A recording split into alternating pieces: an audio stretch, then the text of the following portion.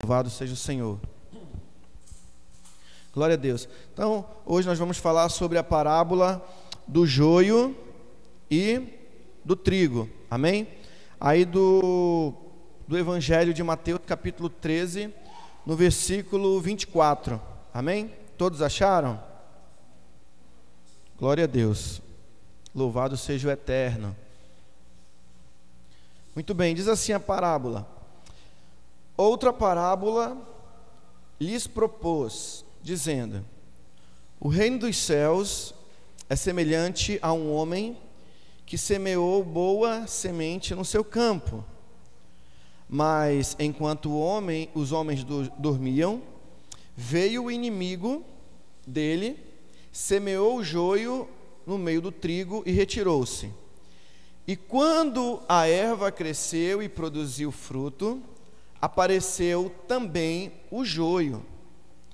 Então, vindo os servos do dono da casa, lhe disseram: Senhor, não semeaste boa semente no seu campo? De onde vem, pois, o joio?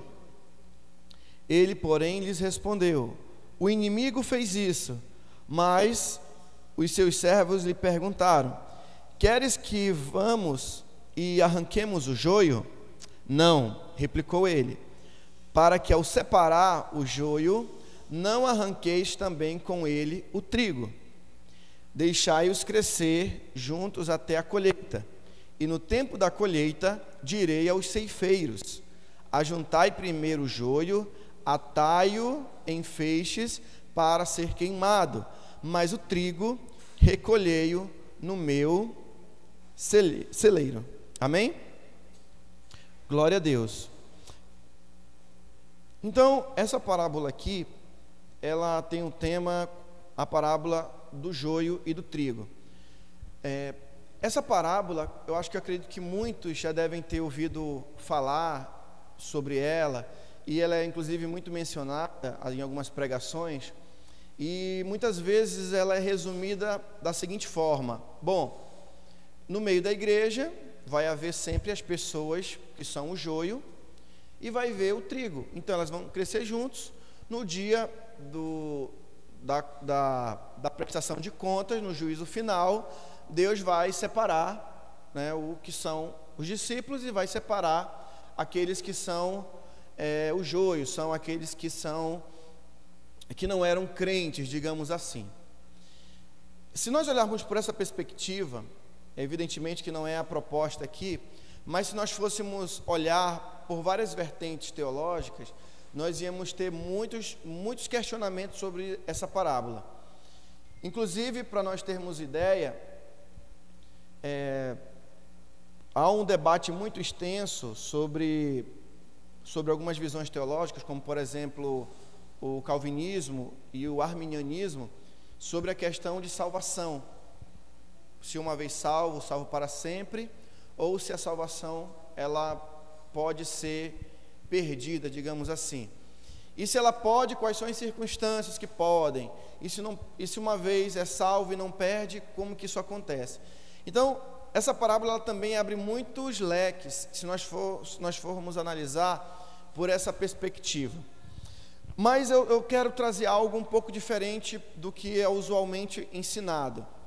Não que eu estou criando uma nova interpretação, eu estou tentando extrair o sentido mais original do que Jesus ele quis dizer aqui. Porque pense por um momento, se nós formos analisar, numa igreja realmente vai ter, como em qualquer lugar, pessoas, digamos assim, que a gente poderia julgar, digamos assim, como joio. Mas mesmo assim, nós como líderes, nós não temos a capacidade de avaliar profundamente essa questão. Acho que ninguém tem essa capacidade. Porém, a gente pode analisar pelos frutos. Pelos frutos nós conhecemos a árvore. Bom, ok.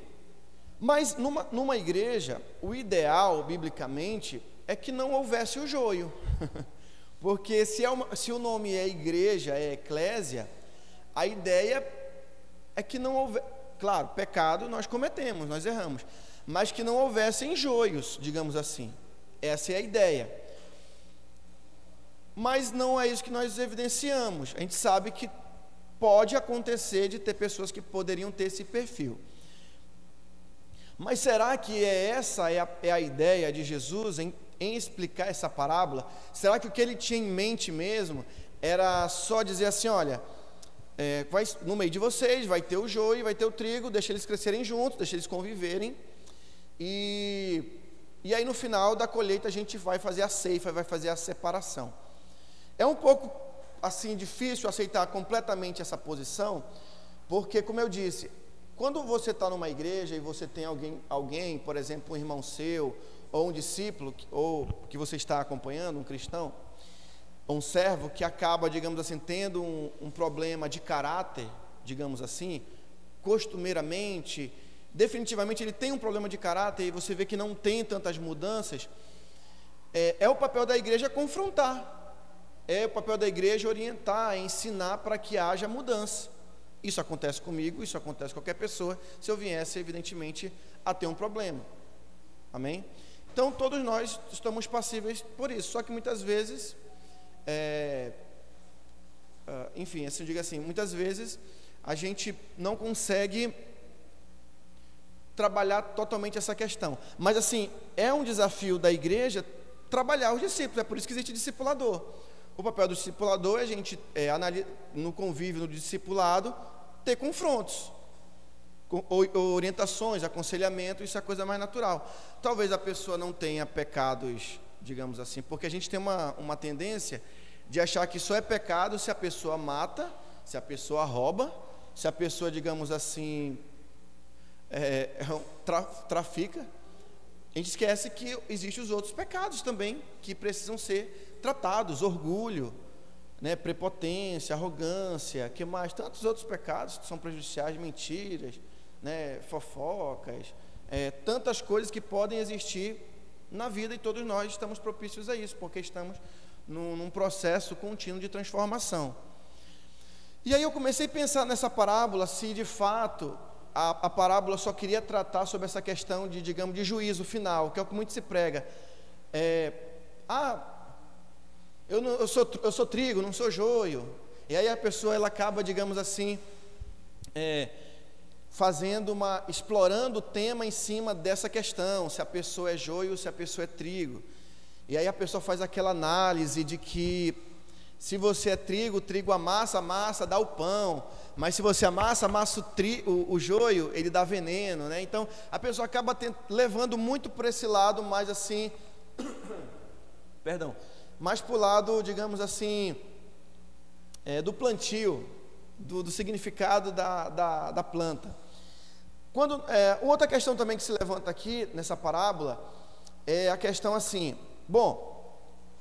a parábola não enfatiza tanto essas questões. O que a parábola ela quer tratar, na verdade, a questão do juízo final, que de fato vai ter um juízo e que ele é real. Jesus está confirmando isso. Então, muita gente resume a parábola apenas nesta questão.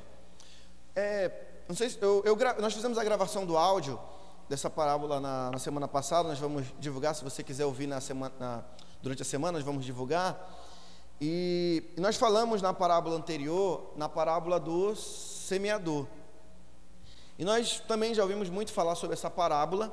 E nós também falamos na quarta-feira passada sobre o significado da parábola. Então, eu comecei a perceber que nem sempre o que Jesus quer tratar na parábola, ela está em todos os detalhes do que é mencionado. Na verdade, Jesus ele contextualiza algo para trazer uma verdade muito profunda que eu e você não podemos abrir mão. Até porque isso pode um dia comprometer a nossa salvação. Ela pode comprometer a nossa salvação se nós não atentarmos na lição que cada parábola ela quer nos trazer. Então, por exemplo, a parábola do semeador que nós falamos, o resumo dela é que nós fomos chamados para dar frutos. Nós fomos chamados para multiplicar aquilo pelo qual nós temos o propósito estabelecido por Deus. Um exemplo que nós citamos foi o fato de Isaías ser mencionado na parábola, e que o contexto que Jesus estava vivendo era muito parecido com o contexto de Isaías, porque Isaías, ele, mesmo tendo a revelação de Deus, ele era questionado. As pessoas não valorizaram as revelações de Isaías. E Jesus ensinando hoje, os crentes de hoje e o povo de hoje pode estar correndo o mesmo risco de que isso venha acontecer. Então Jesus está falando: olha, estejam atentos, vocês foram chamados para ser uma boa terra, vocês têm um propósito de dar frutos, e frutos com abundância. Então a parábola do joio e do trigo, ela segue mais ou menos essa ideia.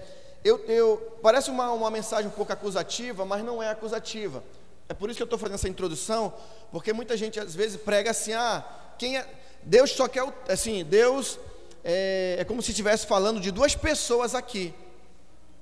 E eu acredito que não é bem assim a parábola.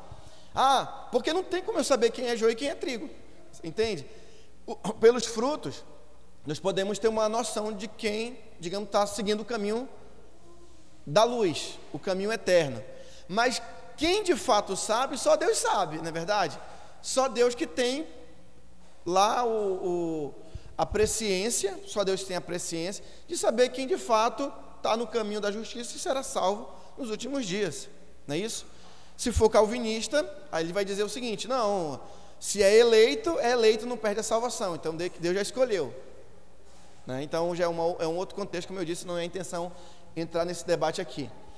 Então eu comecei a perceber que um dos grandes propósitos dessa parábola, como diz aqui no final dela, que ele diz assim: deixai crescer, junto, versículo 30, até a colheita, e no tempo da colheita direi aos ceifeiros: juntai primeiro o joio, atai os enfeixes para ser queimados, mas o trigo recolhei-o no meu celeiro.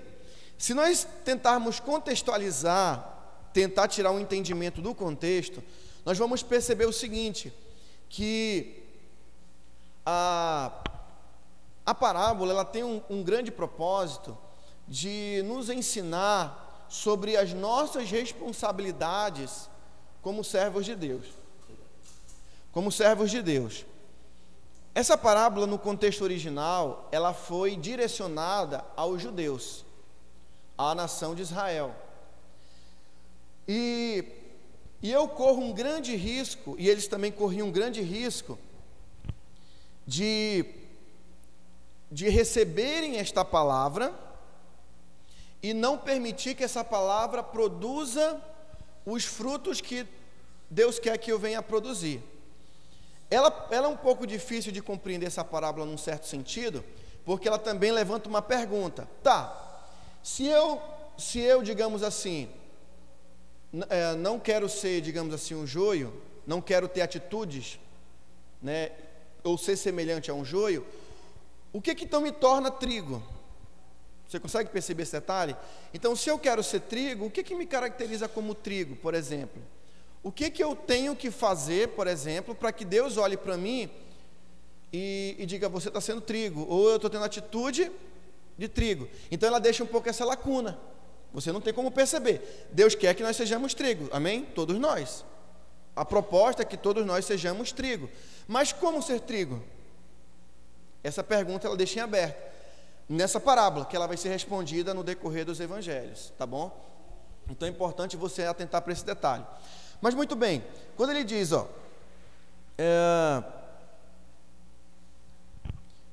uma parábola lhe propôs: o reino dos céus é semelhante a um homem que semeou boa semente no seu campo. O reino de Deus, ele é chegado. Você, como eu disse na quarta-feira passada, a gente pode estar aqui vivendo a nossa vida, nós podemos ter o nosso dia a dia, mas nós não podemos perder o entendimento de que nós estamos no reino. Você faz parte de um reino hoje, e esse reino ele é chegado, e quando esse reino ele é chegado pela pregação do Messias, ela nos dá responsabilidades. Por isso que, para você ver aqui, irmão, aqui não existia evangélico, aqui não existia católico, aqui só tinha uma única religião, que era o judaísmo. Então, não é uma questão de você ser evangélico ou católico, ou ser pentecostal, não é essa questão.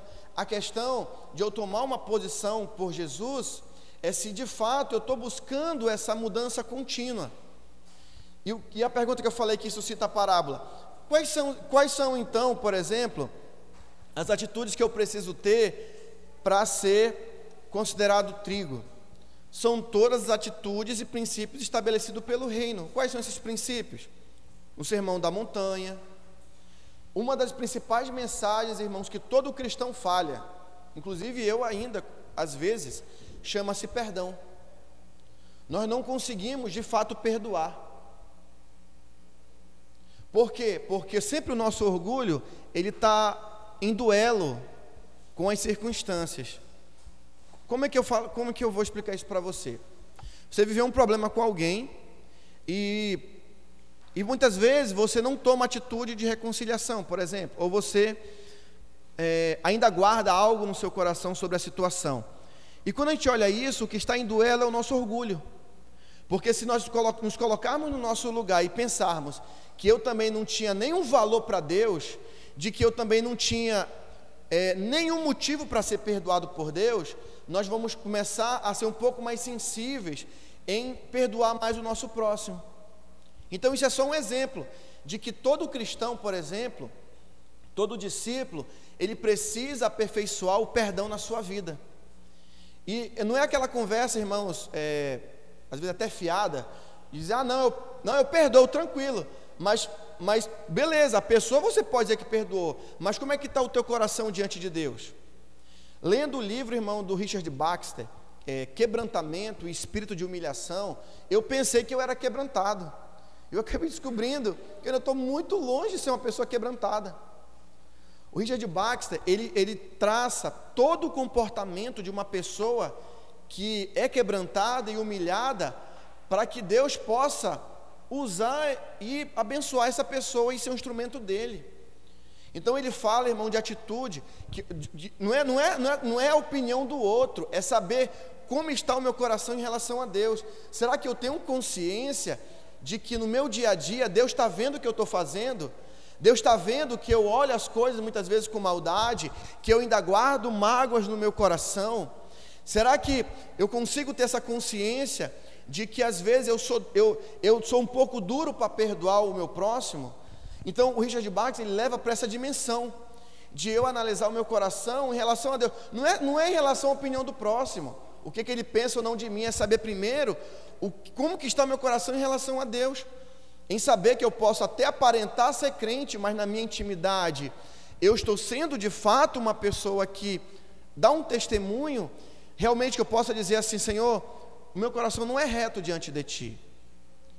Eu posso enganar o meu pastor, meu líder, meu discípulo, beleza, para eles achar que está tudo bem, mas diante de Ti, meu coração não está bem. Então não é que você vai ser perfeito, porque não tem como eu ser perfeito e você diante de Deus, mas eu ter um coração disposto a dizer: Senhor, eu sou assim. Mas não é apenas dar aquela conversa: Senhor, eu sou assim, beleza, não, Senhor, mas me muda, me transforma. Senhor, eu ainda guardo a situação do passado que eu pensei que eu havia superado, mas vez ou outra vem no meu coração, e aquilo me dá uma raiva ainda, me dá assim uma indignação.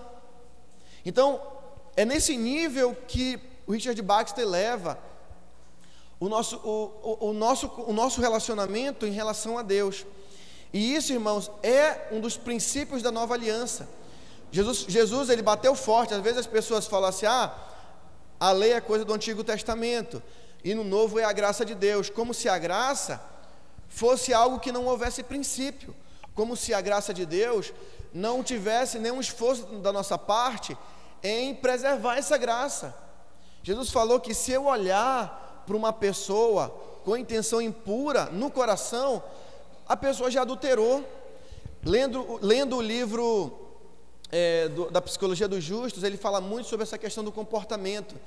Ele fala da importância de eu estar continuamente resguardando a minha inclinação para o mal, como o apóstolo Paulo chama de carne. Irmão, é todo um minuto. Você sai aqui, rapidamente passa uma situação, você tem uma atitude de julgamento. uma atitude de porfia. O que é a porfia? Aquela pessoa que gosta de ficar batendo boca com o outro, aquela pessoa que quer estar na razão todo momento, mostrar que está certo, ficar batendo boca, discutindo, mostrando que quer estar com a razão sobre todas as coisas. Isso é obra da carne, é chamado porfia. Então, eu me identifico muito com isso, irmãos, porque eu lendo também um pouquinho hoje um livro chamado Confissões, de Aurélio Agostinho, bem conhecido como Santo Agostinho. É um livro, eu recomendo você ler esse livro, Confissões. Ele fala dos seus pecados, porque é muito bom falar do pecado do outro, né? Que o outro é mentiroso, que o outro é beberrão, que o outro é isso, trafica, faz isso, o outro é mau caráter.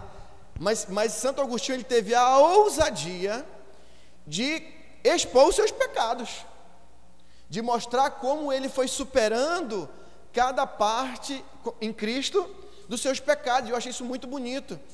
Porque, irmão, não é todo mundo que reconhece os pecados, não. Principalmente quando nós temos altas doses de orgulho.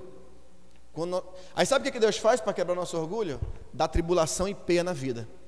Então eu digo, quanto mais cedo eu aprendo o caminho do quebrantamento, ali ó, o texto de Lucas 4,18.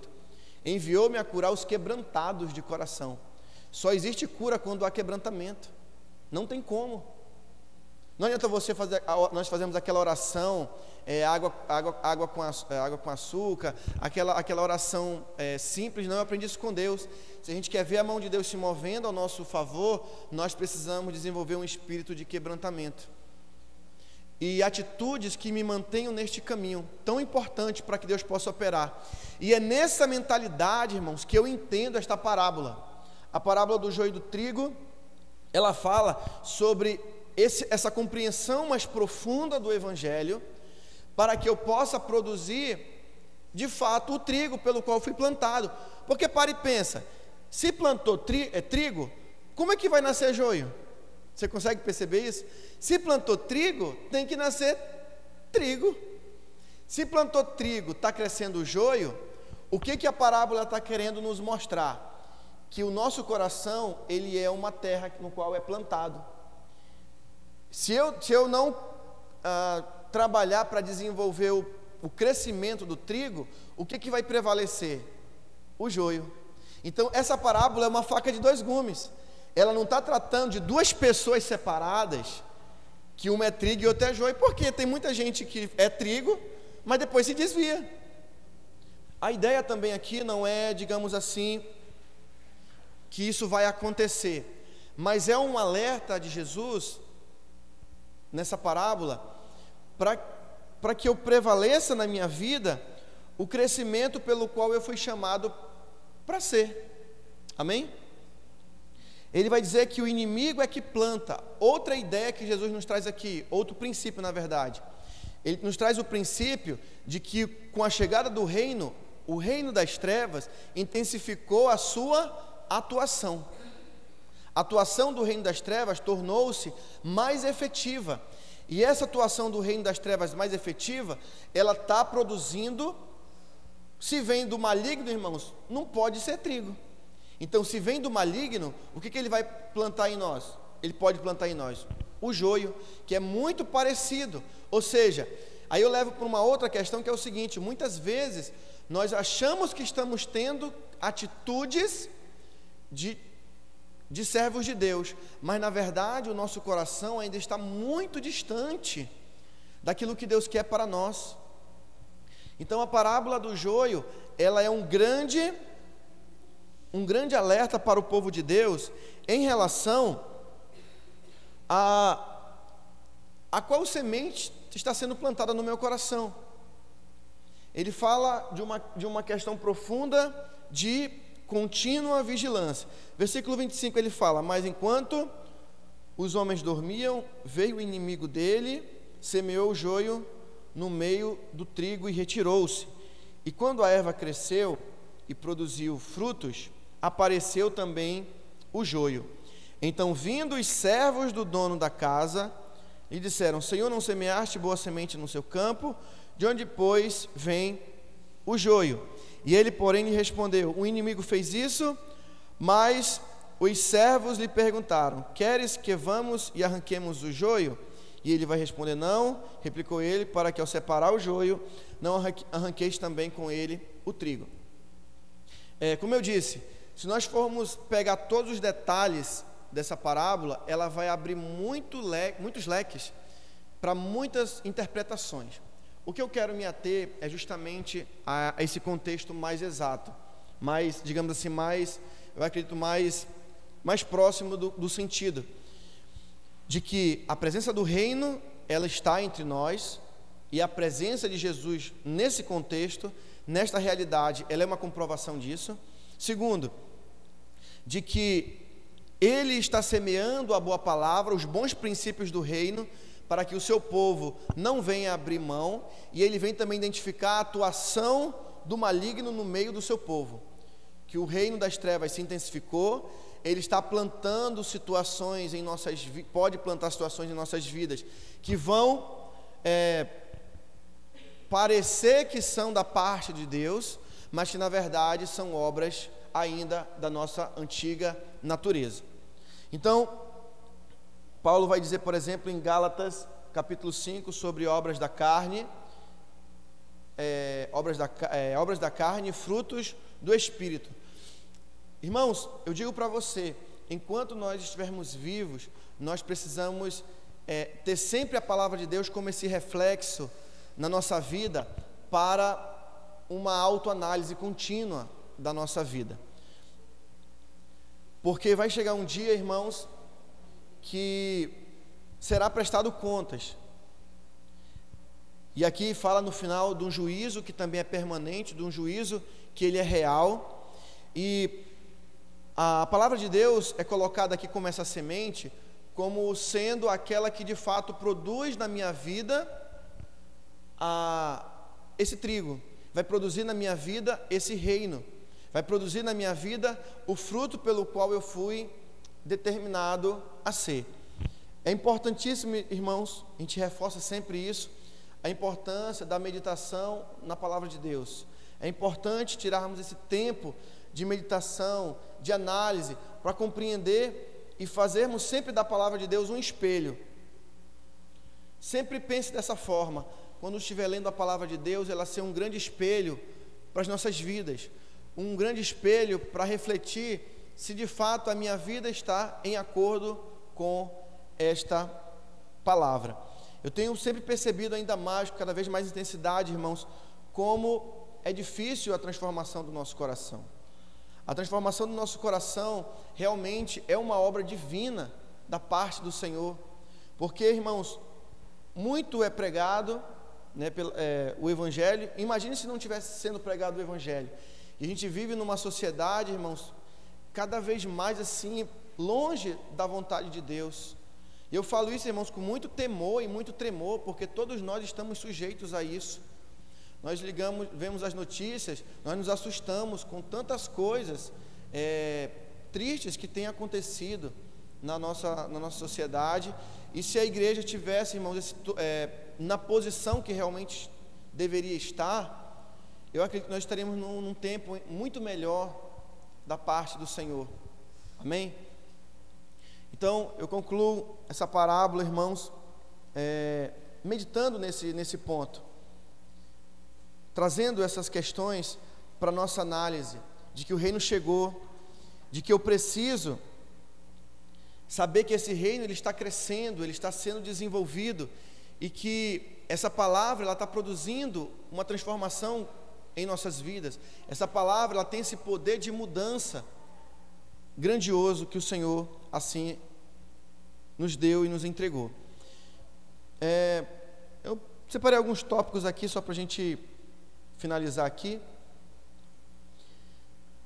Por exemplo, à luz do ensino de Jesus, qualquer ideia de passividade diante do mal, ou qualquer afirmação de que a igreja não precisa ser uma comunidade pura, não representa a realidade da parábola. Então, como eu disse lá no início, só para recapitular, a ideia de que a igreja, não, tem que ter o joio dentro da igreja. Tá, beleza, a gente sabe que isso pode acontecer, mas não deve eximir de nós a responsabilidade do discipulado. Todos nós somos discipuladores e precisamos fazer as orientações dentro do que a palavra de Deus nos orienta. Amém? Outro ponto importante: não podemos imaginar de forma legítima que podemos ser cristãos e assumirmos uma atitude passiva diante de atitudes não certas da palavra de Deus, como por exemplo questões, vamos citar aqui algumas situações da nossa sociedade, como racismo, questões de fidelidade, males de gênero, inclusive situações que agravam a sociedade. Um outro ponto também interessante: a igreja atual ela precisa apresentar as mesmas duas ênfases que a parábola propõe. Em primeiro lugar, que o reino está presente, como nós dissemos, apesar de o juízo não estar ocorrendo ainda, no sentido final. Amém? E em função do ministério de Jesus e da obra do Espírito Santo. A presença do mal não é evidência de que o reino não esteja operando. Por exemplo, nós vimos aqui que o joio foi semeado, mas isso não quer dizer que o reino não está atuando, entende? A presença do reino dos céus, ela está atuando, está tão viva como esteve no tempo de Jesus. A presença do reino, ela é real, e essa presença do reino real, ela nos motiva para uma mudança. Essa presença do reino, ela deve nos motivar para o nosso autoconfronto, de eu continuamente estar fazendo essa avaliação e me autoanalisando. Comentei uma vez com vocês que sempre que eu estou pesquisando algo assim, Deus tem me dado a graça de pesquisar algo que eu estou, digamos assim, fazendo uma linha de pesquisa sobre um tema. E Deus tem me levado esses últimos tempos a ler um pouquinho sobre os avivalistas, sobre os reformadores, os reavivalistas, e eu tenho visto, irmãos, como eles buscavam uma piedade grande na sua vida, e eu falava: meu Deus, eu quero viver essa piedade, eu quero continuamente ter essa piedade na minha vida, porque eu percebi uma coisa, irmãos, que a gente tem uma tendência muito grande para a intelectualidade, sabe, assim, a gente só mostrar que a gente sabe no intelecto, mas não conseguir mostrar na prática que a gente realmente sabe. E aí que mora a verdadeira sabedoria, quando eu consigo entender a palavra do Senhor e consigo demonstrar na prática essa compreensão, essa atitude. Eu dei um exemplo, por exemplo, sobre o perdão. Nós, como discípulos do Senhor, precisamos realmente desenvolver sempre essa questão do perdão em paralelo com o amor. A gente muitas vezes achamos que amamos, mas muitas vezes nossas atitudes provam que nós de fato não amamos.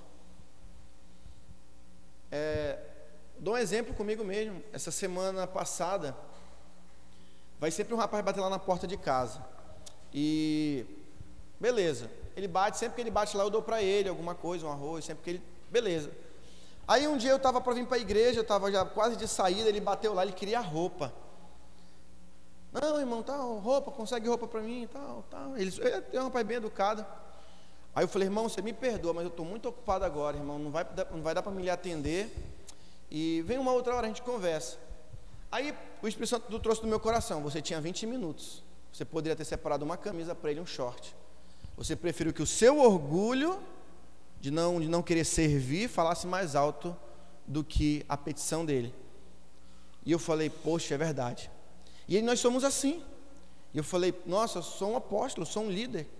Como é que muitas vezes a gente se deixa ser levado por isso? E às vezes é ali, irmãos, o Deus nos provando, ali é uma situação para o nosso aprimoramento. Eu falei: poxa, eu podia correr rapidinho lá no quarto e pegar uma camisa lá que eu não estou usando, abençoar ele já que ele queria uma camisa. Então, são coisas, irmãos, nessas pequenas coisas que a gente vai começando a perceber como que a gente precisa ainda crescer. Mas eu louvo a Deus que Deus nos mostra isso. Ia ser difícil, irmão, se o nosso coração já não percebesse mais essas coisas. Quando o nosso coração para de ser sensível a essas coisas, de que a minha opinião realmente deve prevalecer, que digamos assim, o que eu quero deve prevalecer sempre, eu acho que a gente começa a perder um pouquinho, deixa de ganhar um pouquinho daquilo que Deus quer para as nossas vidas. Então são situações no dia a dia, no trabalho, sabe, ali talvez na escola, na faculdade, na vizinhança, na família. Eu estou quebrando uma resistência que no fundo, de certa forma é um orgulho. Tem algumas pessoas da minha família que faz muitos anos que eu não visito.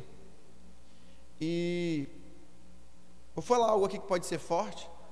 Muitos anos eu aprendi que nós não deveríamos jogar pérolas para aqueles que não valorizam. E eu tive por muito tempo esse conceito. Mas eu percebi que, na verdade, isso era uma desculpa pela não aceitação do Evangelho. Então, independente de se aceitasse ou não, isso não deve ser um bloqueio para mim me relacionar com alguns familiares meus, por exemplo. É claro que isso aprendíamos depois de muito tempo, muitos anos, e quanto mais, irmãos, nós nos aproximamos, mais assim queremos ter uma vida de piedade, irmãos, mais a gente percebe que a gente está muito longe daquilo que Deus quer para nós. Mas eu acredito que se nós tivermos esse coração disposto a entender isso e de falar: Senhor, eu quero avançar, eu reconheço que eu ainda tenho esse longo caminho para trilhar, mas me ajuda, Senhor, ser comigo no meio dessa caminhada, porque eu quero ser não um trigo, né? Não sendo um joio, mas sendo um trigo, mas entendendo que de fato o Senhor quer de mim uma mudança. E quem entende o Evangelho, ele vai se dispor a essa mudança.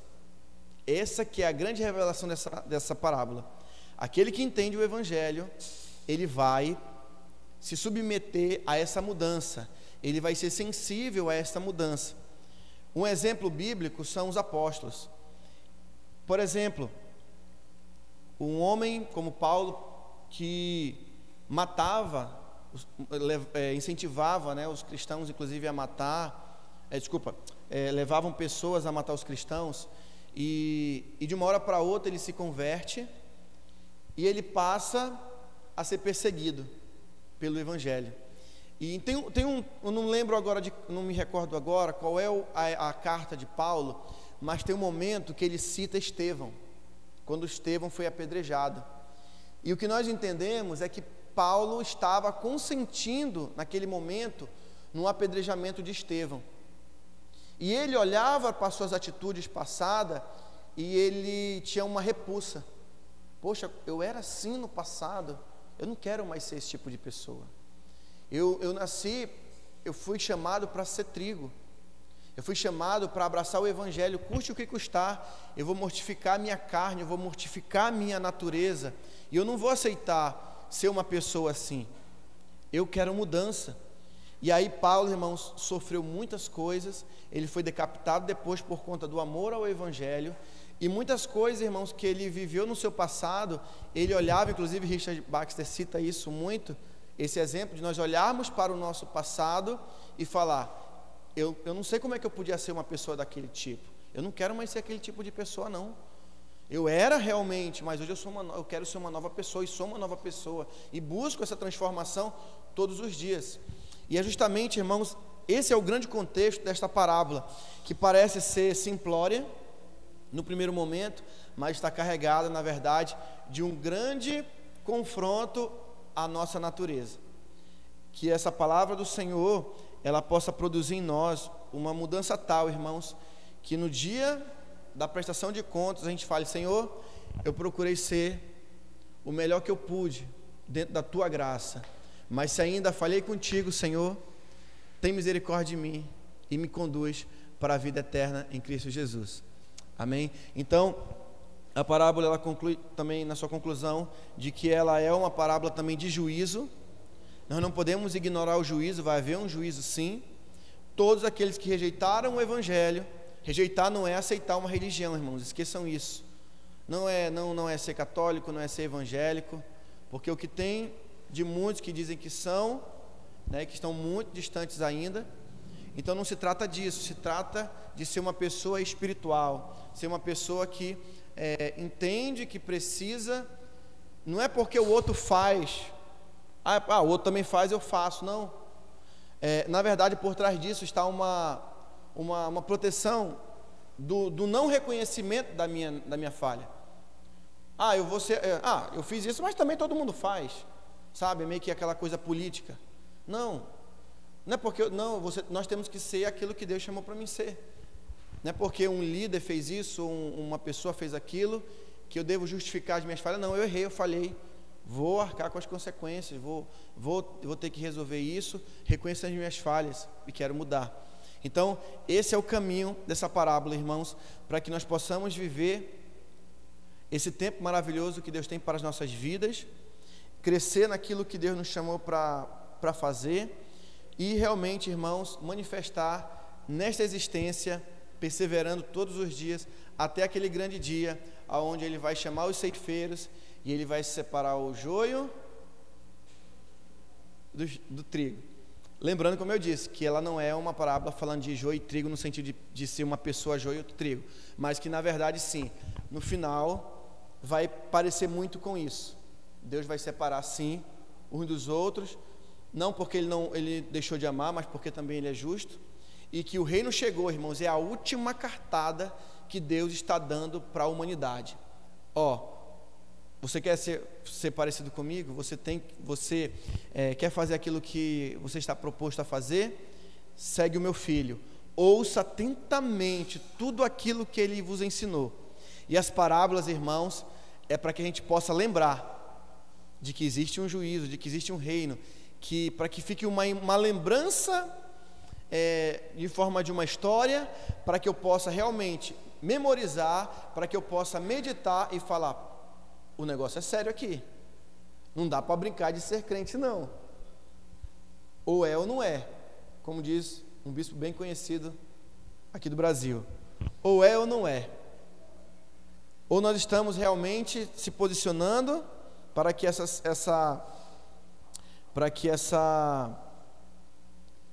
esse que foi semeado, o trigo, né? Esse trigo que foi semeado, ele possa de fato crescer, ou vamos deixar que o maligno venha plantar na nossa vida o joio. A escolha é nossa.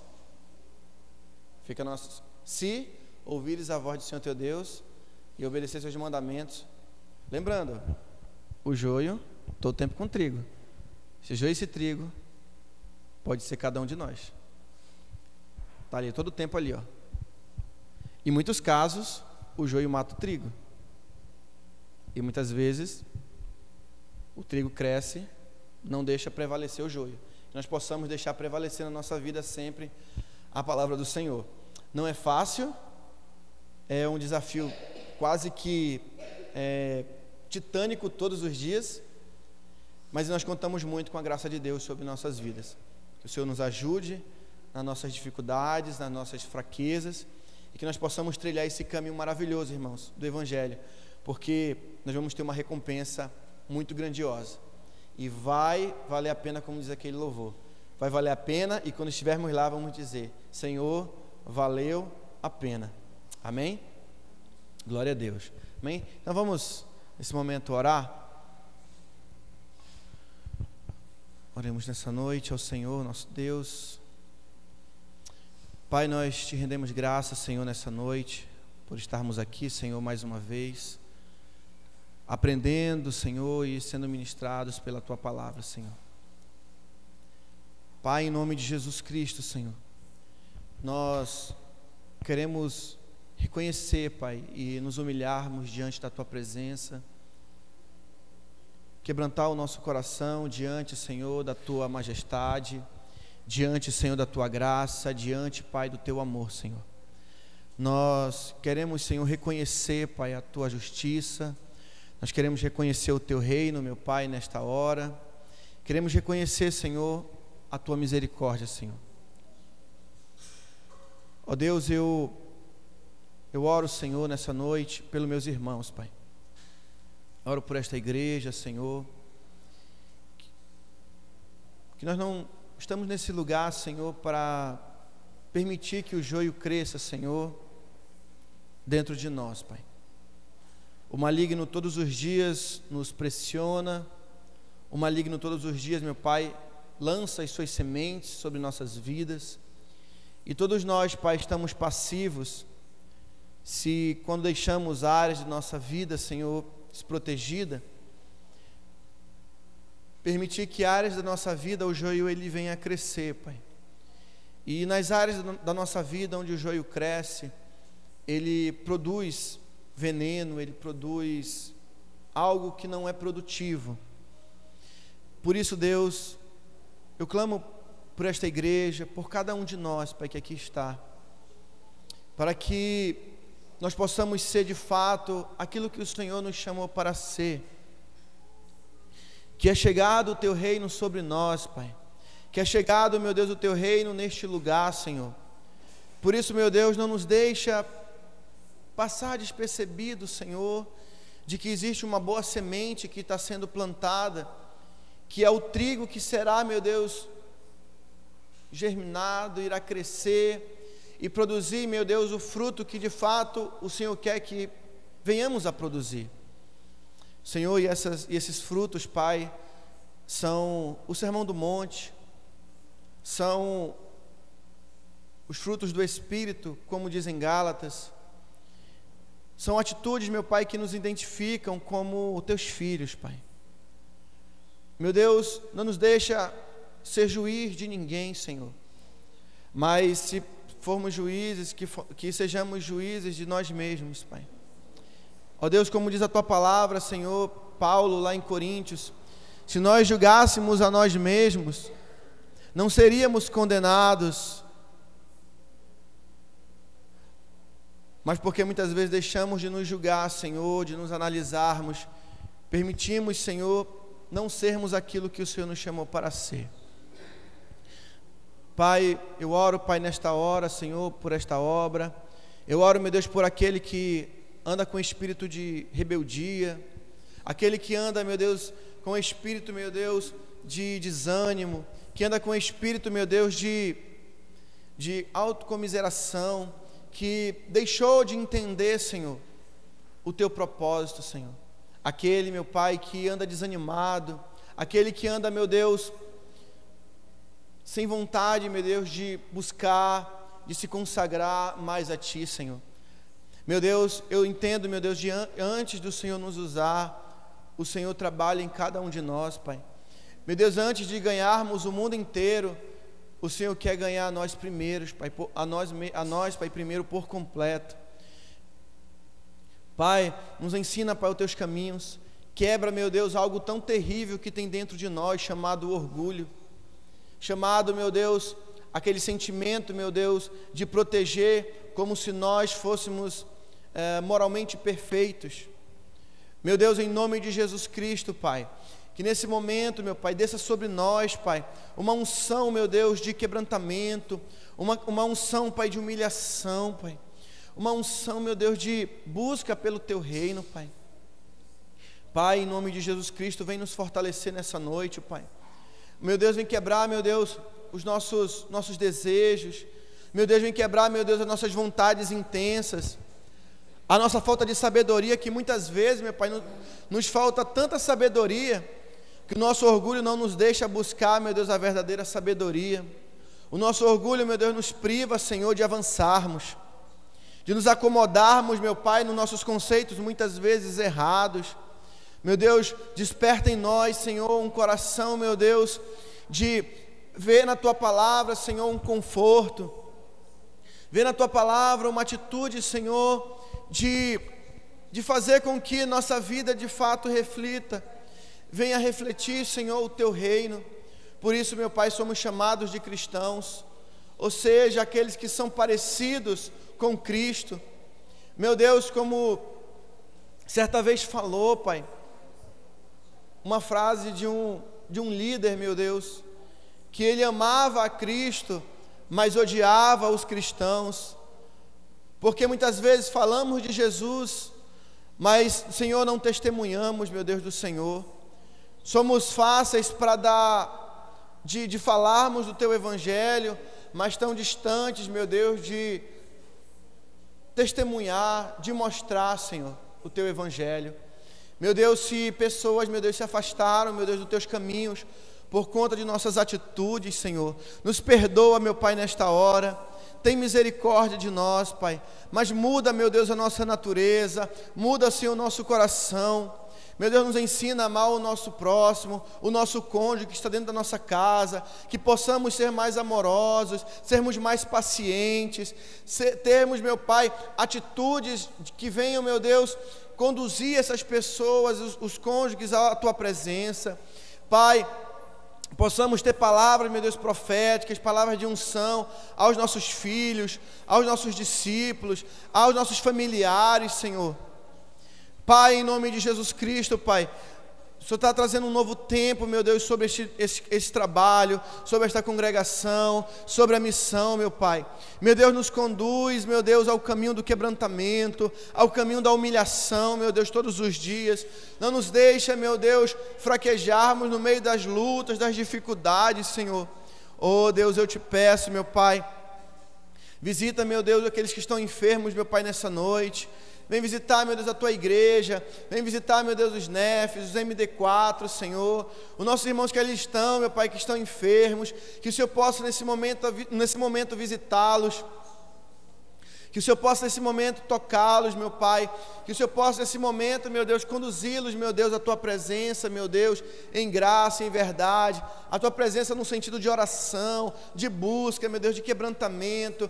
Que as orações, meu Deus, feitas neste lugar possam chegar, meu Deus, ao Teu trono, Senhor. Pai, nós colocamos esse quadro, meu Deus, apresentando, meu Pai, tantas outras fotos que virão das famílias, meu Pai, daqueles que estão afastados ou daqueles que precisam de cobertura espiritual, Senhor, neste lugar. Eu oro por cada um deles, meu Pai, por aqueles que estão afastados dos Teus caminhos, que eles retornem. Meu Deus, que haja reconciliação dentro dos seus lares. Meu Deus, que haja, meu Deus, um retorno, meu Deus, do Teu povo à Tua presença, Senhor. Pai, eu oro por aqueles que são empresários, por aqueles que são empregados. Eu oro, meu Pai, nesta hora, Senhor, pelos mantenedores da Tua casa, aqueles, meu Pai, que ofertam, meu Deus, para a manutenção deste trabalho, aqueles que dizimam, aqueles que primiciam nesta obra, Senhor. Meu Deus, eu oro, meu Pai. Pai, eu oro por este lugar, Senhor. Eu oro, meu Deus, para que haja um despertamento, meu Pai, neste lugar, neste bairro, Senhor. Meu Deus, e um despertamento também, principalmente em nós, de pagarmos um preço, meu Deus, por este bairro, por esta zona, Pai, Zona Norte, meu Deus, que possamos visitar mais, que possamos, meu Deus, nos colocarmos numa posição, meu Deus, de serviço ainda maior, Senhor. Meu Deus, reconhecemos que falhamos muito, Senhor, nas visitas, falhamos muito, Senhor, em estar mais próximo, falhamos muito, Senhor, em não pagarmos um preço ainda maior por essas vidas. Meu Deus, não quero me auto-justificar diante de Ti, Senhor, mas dizer, meu Deus, que nós precisamos do Senhor, que nós reconhecemos as nossas falhas e Te pedimos perdão por isso, meu Pai. Mas, Pai, nós queremos também dizer que nós precisamos do Senhor, Pai, do Teu fortalecimento em nós. Meu Pai, põe em nós esse desejo, meu Pai, de fazer a Tua obra, Deus. Pai, assim nos aperfeiçoa, para que possamos ajudar outras pessoas a serem aperfeiçoadas. Pai querido, essa é a nossa oração, Pai, nesta noite. Esse é o nosso clamor, meu Pai, nesta hora, meu Deus. Junto com a Tua igreja que nesta hora ora, que nesta hora, meu Deus, clama a Ti, Senhor. Meu Deus, em nome de Jesus Cristo, meu Pai, que muitas famílias adentrem a este local, que os meus irmãos que aqui estão, os líderes que aqui estão, os discípulos que aqui estão, eles sejam, meu Pai, um canal de bênção, meu Pai, na vida de cada um que entrar neste lugar. Que o coração deles, meu Pai, tenha uma paixão por vidas, porque eles são escolhidos do Senhor. Foi o Senhor que escolheu a eles, meu Pai, e já que o Senhor escolheu, meu Pai, diz a Tua palavra que o Senhor aperfeiçoa. Se o Senhor escolheu, o Senhor, meu Deus, vai dar condição, o Senhor vai aperfeiçoar, o Senhor vai capacitar, meu Pai. Por isso, meu Deus, nós cremos que todos que aqui estão foram escolhidos pelo Senhor, foram, meu Deus, levantados, meu Pai, para esse tempo, meu Deus. Por isso, meu Pai, assim, meu Deus, nós clamamos nessa noite, meu Pai. Fica conosco, meu Pai, nesse momento, Pai. Dai-nos uma noite de descanso na Tua presença, Senhor. Traz paz ao nosso coração. Traz, meu Deus, conforto, meu Deus. Visita a irmã Creudilene, meu Pai, que está enferma, meu Deus, ainda. ser com ela, meu Pai, traz o restabelecimento da sua saúde, meu Deus, visita também o Gabriel, meu Pai, a diaconisa Luísa, guarda, meu Deus, a sua gestação, guarda, meu Deus, a sua saúde, Pai, eu oro também pela saúde da pastora Terezinha, meu Deus, que o Senhor venha guardá-la, meu Deus, que o Senhor venha fortalecê-la, eu oro pela viagem, Pai, da pastora Luzenilda, sexta-feira, eu oro, meu Pai, pela viagem da irmã Janaína, meu Deus, os irmãos que irão viajar, Pai, eu oro, meu Deus, pelas crianças, pelos jovens deste lugar, eu oro pelos pastores, pelos evangelistas, pelos obreiros, pelos diáconos, Senhor, eu oro, meu Deus, pela minha esposa, meu Pai, em nome de Deus, Bispa Kessia, Senhor, Pai, eu oro, meu Deus, pelo pastor Aldenir, Senhor, eu oro, meu Pai, pela Nef Esperança, eu oro pela Nef Galardão, eu oro, meu Deus, por todos aqueles que estão visitando, que têm ligado para os seus irmãos, que têm orado com seus irmãos, que têm dado uma palavra para os seus irmãos, meu Deus, em nome de Jesus, Pai, que nós possamos de fato, meu Deus, através desta parábola, entender, Senhor, que nós fomos chamados para ser trigo, meu Deus, ainda que o joio venha tentar ser semeado em nós, Pai, nós não vamos permitir, meu Deus, que esse joio cresça, meu Pai, em nosso coração, nós não vamos permitir que esse joio, meu Pai, venha tentar prevalecer na nossa vida, mas nós vamos permitir que a semente plantada do Evangelho em nossas vidas, ela possa produzir o fruto de mudança, o fruto, meu Deus, de avivamento, o fruto de transformação, o fruto de dons, o fruto, meu Pai, da Tua presença em nós, Pai, porque eu sei, meu Deus, que o Senhor quer habitar em nós, o Senhor quer nos fazer transbordar da Tua presença, Pai, eu oro também pela irmã Claudiane, meu Pai, que tem orado por muitos irmãos, Pai, nós cobrimos ela em oração neste momento, para que o Senhor guarde a tua filha da retaliação do mal, Senhor. Pai, nós oramos pela irmã Neila, oramos pela saúde do irmão Alan, Senhor, que está se recuperando, meu Pai, está em tratamento, meu Pai, de uma enfermidade. Ser com teu filho, meu Pai, levanta ele, fortalece ele, meu Pai. Assim, meu Deus, nós te agradecemos nessa noite, Pai, que haja paz sobre o nosso país, que haja paz sobre Israel, que haja paz, Senhor, sobre as nações. Guarda os missionários, meu Pai, que estão aí ao mundo, meu Deus, levando o teu evangelho, meu Pai. Visita aqueles que estão sofrendo, Pai, nesse momento, nas penitenciárias, nos hospitais, Senhor. Pai, que no nosso coração tenha, meu Deus, mais misericórdia, meu Deus, nesse mundo, porque para julgar, Senhor, o mundo já está cheio, meu Pai. Meu Deus, nos ensina a ter misericórdia, nos ensina, meu Deus, a exortar em amor, nos ensina, meu Deus, a conduzir o teu povo à terra prometida, meu Pai. Assim, Pai, nós te pedimos nesta hora e te agradecemos em nome de Jesus. Se você crê, diga, Senhor, eu creio, diga graças a Deus, amém, amém e amém. Louvado seja o Senhor. Que o Senhor vos abençoe e vos guarde, que o Senhor faça resplandecer o rosto dele sobre ti e tenha misericórdia de ti, que o Senhor sobre ti levante o seu rosto e te dê a paz, amém? Deus abençoe a todos, em nome de Jesus, tá bom?